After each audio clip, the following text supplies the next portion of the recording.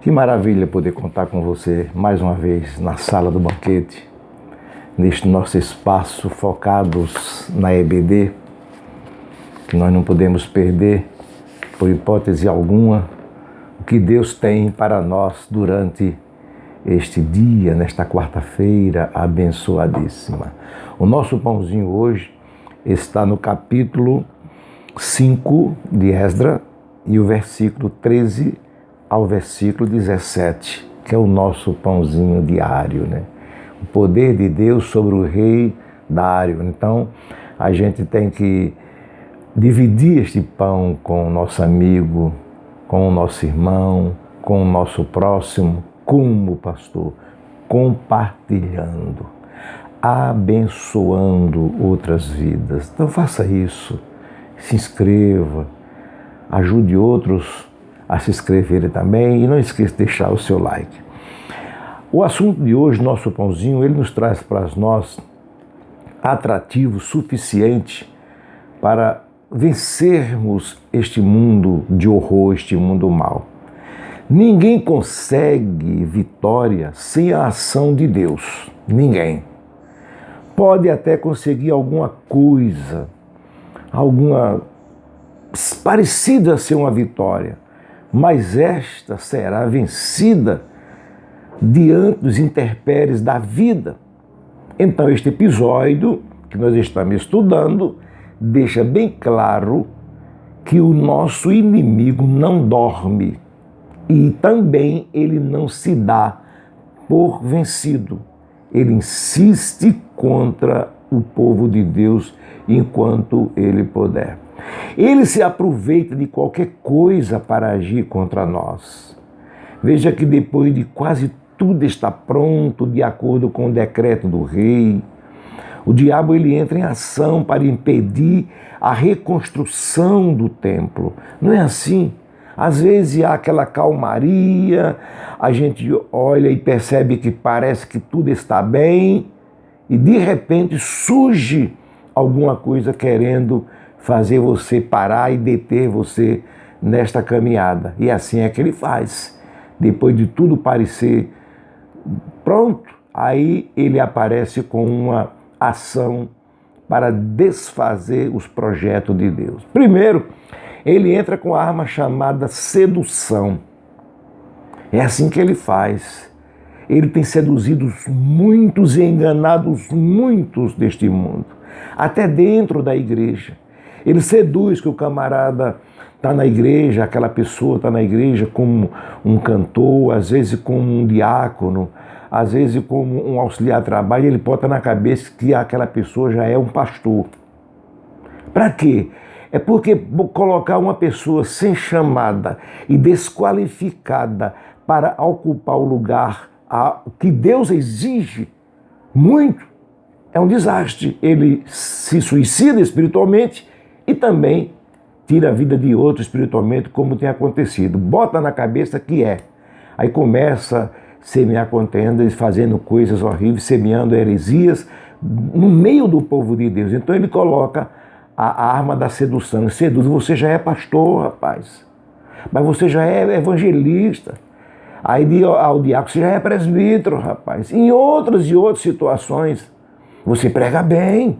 Você conhece muito, não tem ninguém que conheça como você. E a pessoa, coitado, se ilude com essa sedução e cai nas armadilhas do diabo. Foi assim que ele fez, ou ele queria fazer com o povo de Deus. Então, essa arma ele tem usado muito. Então, ele tentou seduzir os judeus, ele propunha o quê? Está em Esdras capítulo 4, versículo 1 e 3, que nós já vimos, um acordo. Não é assim que eles querem fazer um acordo? Um acordão com o povo de Deus? O acordo era que todos deveriam contribuir com a construção de uma casa de adoração, aquela casa que seria de adoração universal, onde todos pudessem compartilhar, melhor dizendo, fazer parte. Não é assim que ele tem feito? Ali todo mundo adoraria a sua forma. Não é assim que ele tem procurado misturar as coisas do mundo com a igreja, que hoje, ao invés de ter levitas, tem apenas uns paroleiros que ficam botando e trazendo mensagens supersticiosas insinuadas para muita gente, e também com mensagens pregadas, distorcidas, prometendo o que não tem. Então, ele quer que faça aquela miscelânea cristã, a mistura com o mundo. E é assim que nós temos observado que a sedução, Satanás tem procurado enganar há muito através desta arma. Porém, Zorobabel e Jesua, veja bem, Zorobabel e Jesua rejeitaram a proposta. Homem de Deus, o mundo não pode ditar o que devemos fazer. Pelo contrário, a Igreja de Cristo tem que ser luz do mundo e sal da terra. Eles não podem dizer o que nós devemos. Tem que ser assim? Não. Não. A igreja ela é soberana. A igreja do Deus vivo é coluna e firmeza da verdade. Aí ele tentou de outra forma, com a arma da calúnia. Não deu certo o acordão, não é isso? Não, eu fosse um show e na sua igreja eu canto e faço aqueles milagres, entre aspas, que não é milagre coisa nenhuma, é espírito de engano. Eu vou lá e canto de qualquer jeito e amanhã todo mundo dando um mau testemunho e a igreja defraglando na descredibilidade do Evangelho de Cristo, como tem acontecido. Então agora eles não conseguiram a mistura, eles tentaram agora na calúnia, dizendo que o povo estava construindo uma fortaleza. Então, como nós já vimos no passado, no pãozinho de ontem, que os judeus enviaram uma carta ao rei e justificando o interesse pessoal dele, dizendo que não era uma fortaleza, que o rei devia tomar ciência de tudo, e agora o mesmo rei, quando ele recebeu a carta, ele tomou interesse pessoal na questão. Ele fez uma busca do decreto do rei Ciro e verificou que os judeus tinham permissão para reconstruírem o templo. E o que aconteceu? Ele ordenou que a obra continuasse. É assim que Deus quer que nós façamos e dependemos dele. Precisamos, meus irmãos, com muita urgência.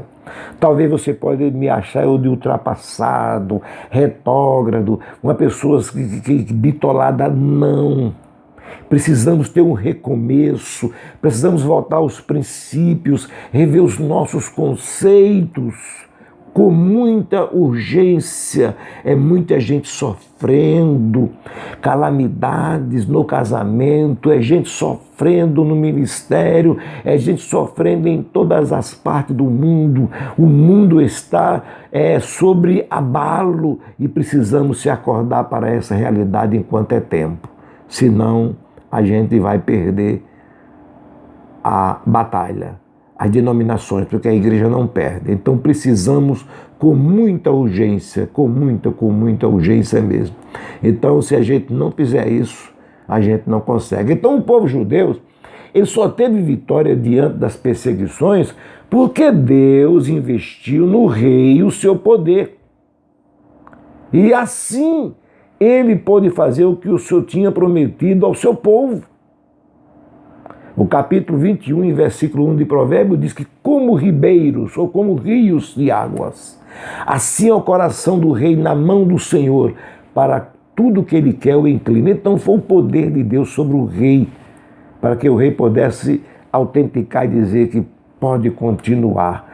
Então a nossa vitória, meus irmãos, não consiste de movimentos oriundos, de mentes comprometidas com o sistema deste mundo tenebroso, não. Onde muitos que se dizem cristãos vivem mergulhados num pântano horrível, aquele pântano pecaminoso. Mesmo assim, eles ainda choram e anseiam pela liberdade, mas a liberdade só se encontra na obediência em Cristo Jesus, porque Ele é quem nos dá vitória e nos sustém neste mundo. Corra para onde correr, você não encontra, por hipótese alguma, vitória a não ser nos pés de Jesus. Quando nós somos revestidos pelo poder de Deus, mesmo sob perseguições ferrenhas, os frutos aparecem como no deserto caustigante. Ai de nós se não fosse a mão de Deus Veja o que Lucas falou em Atos 11, o versículo 21 e o 22 e o 26. Ele diz que a mão do Senhor era com eles. A mão do Senhor era com eles. E grande número creu e se converteu ao Senhor. Porque se converteu ao Senhor, porque a mão do Senhor era com eles. No versículo 22 ele diz que chegou a fama, o notório destas coisas, aos ouvidos da igreja que estava em Jerusalém. E enviaram Barnabé a Antioquia. E sucedeu que no ano... sucedeu que todo ano, melhor dizendo aqui, que todo ano se reuniram naquela igreja, ensinaram muita gente, e em Antioquia foram os discípulos pela primeira vez chamados cristãos. Versículo 26 do capítulo 1 de Atos. Eles foram chamados cristãos por quê? Porque eles pregaram a palavra genuína. Eles não foram reconhecidos, veja bem, quando ele pregou, o reconhecimento do povo foi que eles eram cristãos. Eles foram reconhecidos como cristãos e não como mercenários, como cristão e não como políticos, como cristão e não como bagunceiros, vândalos espirituais. Eles foram reconhecidos como cristão. Os irmãos entendem o que é cristão? É aquele que exemplifica o caráter de Cristo. Nós somos vaso de barro, mas o tesouro, a joia de ouro está dentro de nós, que é a palavra de Deus, é Cristo Jesus, nosso Senhor. Por isso que o George Schwage, ele falou, ele disse que a igreja é uma linha de montagem. Ele comparava que a igreja como uma linha de montagem cujos produtos finais são entregues nos céus. Aí ele entra na contrapartida quando ele diz, mas muitos não produzem novos artigos em quantidade suficiente para mantê-la viva. Mas para nós, a igreja é muito mais do que isso. A igreja de Cristo é a noiva do Cordeiro e por isso contra ela as portas do inferno não prevalecem. Então, meus queridos irmãos, neste espaço, focados na EBD, que Deus te abençoe, que Deus te ajude nesta quarta-feira, este pão possa te levar adiante, rompendo as barreiras e dando vitória em tudo, enquanto o Senhor não voltar. Um abraço e a paz do Senhor e até a próxima, se Deus assim o permitir. Não se esqueça de se inscrever, não esqueça de deixar o seu like, de compartilhar. Eu conto com você, porque você é filho de Deus. Um abraço e a paz do Senhor.